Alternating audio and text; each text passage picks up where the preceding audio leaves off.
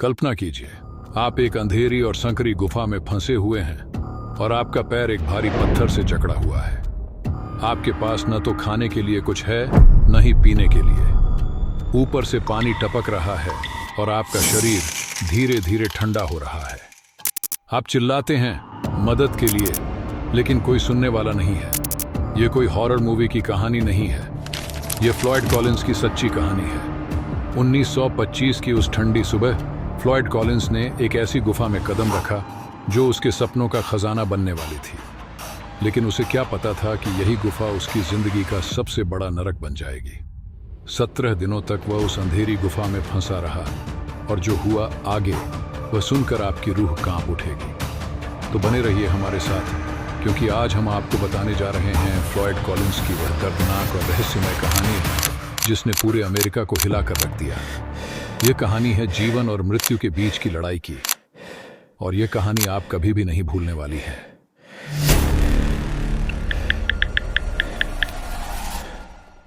कहानी की शुरुआत होती है 1920 के दशक में, जब अमेरिका में धरती के नीचे सुरंगों को खोजने का एक अजीबोगरीब ट्रेंड चल पड़ा था। लोग अपने अपने खेतों की खुदाई करते और देखते कि कहीं उनके खेत में कोई सुरंग तो नहीं है। अगर किसी के खेत में कोई सुरंग निकल आती तो समझो उसकी किस्मत चमक जाती। उस समय अगर किसी के पास कोई सुरंग होती तो वह जगह एक टूरिस्ट प्लेस बन जाती। सुरंग का मालिक लोगों से उनकी सुरंग दिखाने के लिए पैसे चार्ज करता। जिसकी सुरंग जितनी ज्यादा प्राकृतिक और सुंदर होती, उसे देखने के लिए लोग ज्यादा पैसे देने को तैयार होते। ये बिजनेस उस समय अमेरिका में जोरों शोरों से चल रहा था। फ्लॉयड कॉलिंस नाम के एक नौजवान का भी सपना था कि उसके पास भी एक ऐसी सुरंग हो जिससे उसका कोई इनकम का सोर्स बने और उसके घर की आर्थिक स्थिति कुछ सुधर जाए। फ्लॉयड और उसके भाई ने मिलकर सुरंग की तलाश करते करते अपने पूरे खेत को ही खोद डाला। किस्मत से उसके खेत में एक सुरंग मिल भी गई। फ्लॉयड ने लोगों को आमंत्रित किया कि वे उसकी सुरंग को आकर देखें। लेकिन परेशानी यह थी कि फ्लॉयड की सुरंग मेन रोड से कई किलोमीटर अंदर थी। मेन रोड पर पहले से ही बहुत सारी सुरंगें थीं, तो लोग मेन रोड के पास वाली सुरंगों को देखना ज्यादा पसंद कर रहे थे। फ्लॉयड की सुरंग को देखने के लिए कोई नहीं जाता था। इस परेशानी से निजात पाने के लिए फ्लॉयड ने एक तरकीब निकाली। उसने सोचा कि क्यों ना वह मेन रोड पर मौजूद किसी सुरंग के मालिक के साथ पार्टनरशिप में काम करे।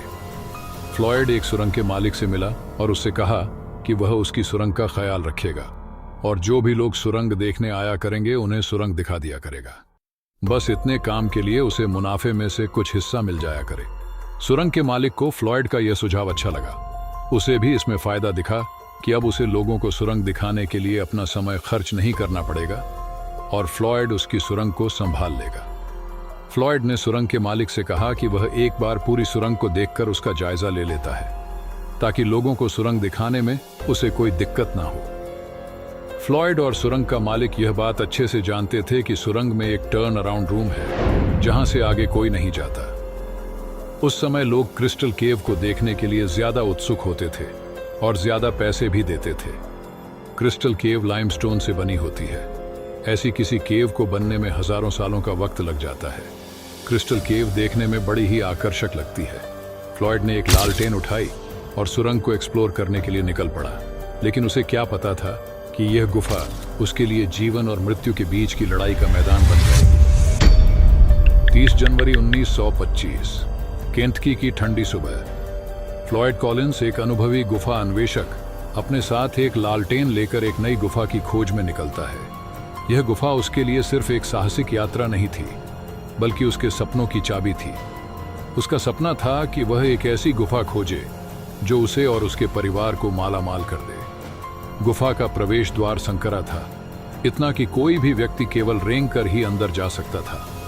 फ्लॉयड ने अपनी लालटेन जलाई और धीरे धीरे अंदर की ओर बढ़ने लगा। गुफा का रास्ता उसे एक ऐसे बिंदु पर ले गया जहां से आगे बढ़ना हर किसी के बस की बात नहीं थी। यहां तक कि इस बिंदु का नाम ही टर्न अराउंड पड़ गया था, क्योंकि ज्यादातर लोग यहां से वापस लौट जाते थे। लेकिन फ्लॉयड ने हार नहीं मानी। उसने अपने आप को उस 9 इंच के संकरे छेद में धकेला और आगे बढ़ गया। आगे का रास्ता चौड़ा होता गया और फ्लॉयड एक ऐसे कक्ष में पहुंच गया जिसे देखकर उसकी आंखें चमक उठीं। यह एक क्रिस्टल कक्ष था जो हजारों सालों में प्राकृतिक रूप से बना था।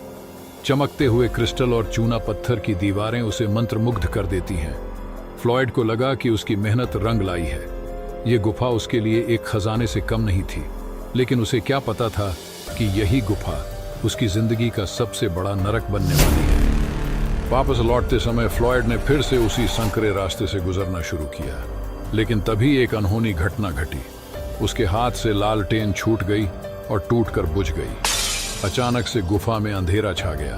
फ्लॉयड अब जमीन से 55 फीट नीचे एक पतले और संकरे रास्ते में फंस चुका था। उसने घबराने की बजाय शांत रहने की कोशिश की। उसने अपने पैरों की मदद से खुद को आगे धकेलना शुरू किया, लेकिन तभी उसके पैर के नीचे से एक पत्थर खिसक गया और उसके पैर पर गिर गया।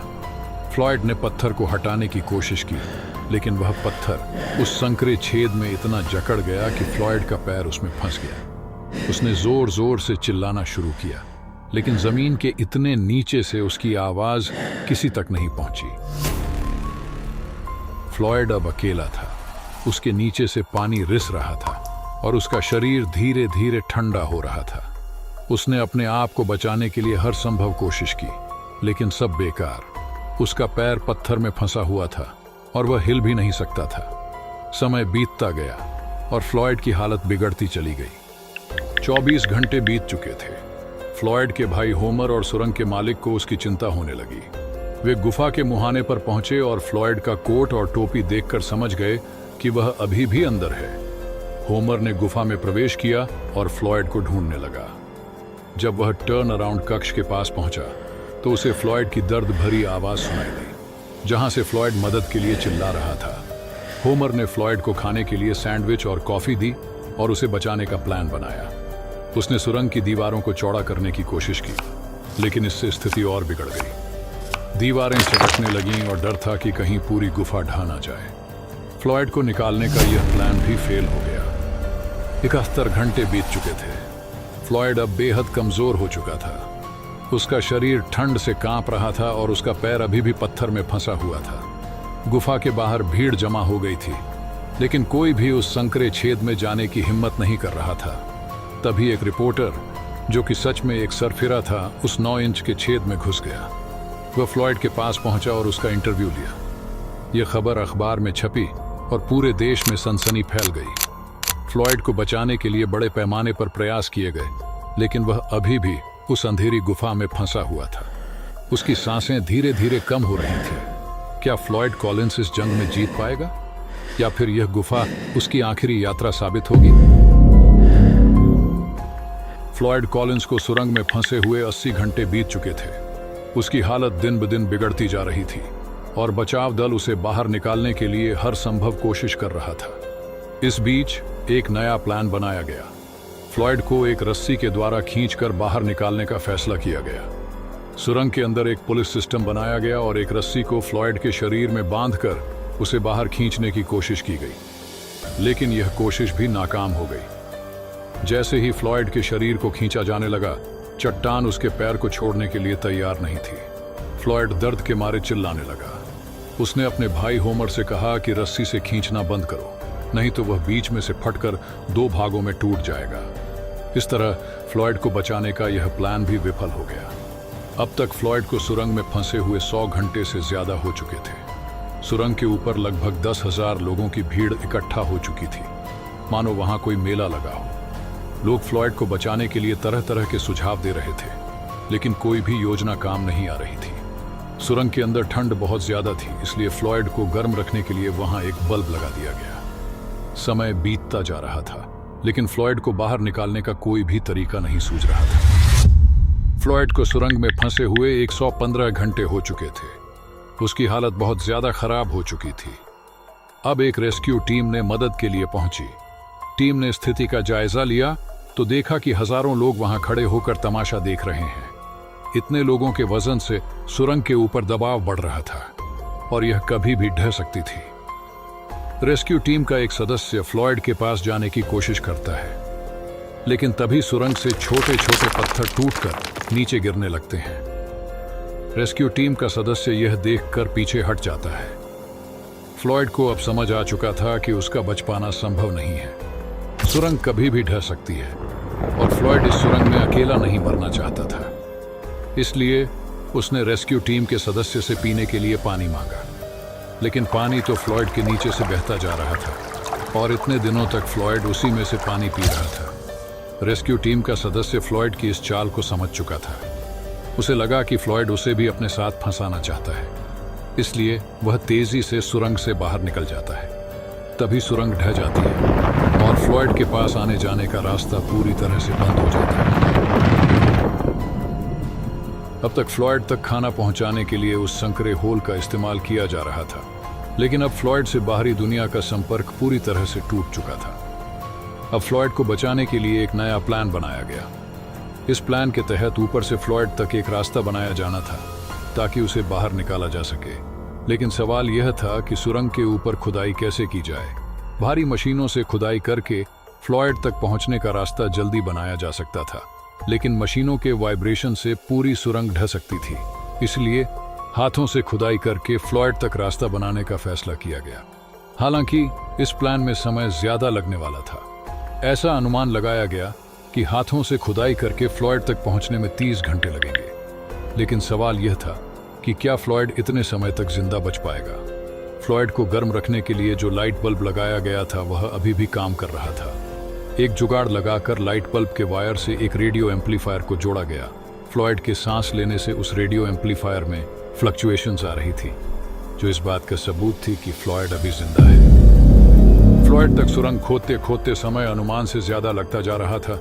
अब तक फ्लॉयड को सुरंग में फंसे हुए 220 घंटे हो चुके थे।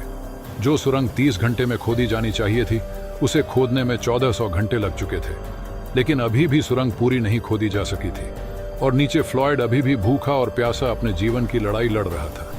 लेकिन तभी स्थिति और खराब हो गई। फ्लॉयड को सुरंग में फंसे हुए 15 दिन हो चुके थे। अभी भी फ्लॉयड जिंदा था, लेकिन तभी वह लाइट बल्ब जलना बंद हो गया। अब परेशानी यह थी कि उन्हें यह नहीं पता चल पा रहा था कि फ्लॉयड जिंदा है या नहीं। आखिरकार 18वें दिन खुदाई पूरी हुई और बचाव दल फ्लॉयड तक पहुंच गया। फ्लॉयड का भाई होमर फ्लॉयड को निकालने के लिए नीचे गया और वहां जाकर पता चला कि फ्लॉयड अब जिंदा नहीं था।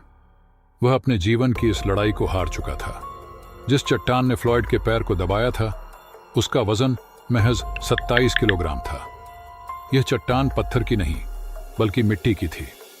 लेकिन सुरंग इतनी टाइट थी कि फ्लॉयड उस चट्टान को न तो तोड़ पाया और न ही हिला पाया। ऐसा लग रहा था कि मानो वह चट्टान सदियों से उस सुरंग में फ्लॉयड का इंतजार कर रही थी।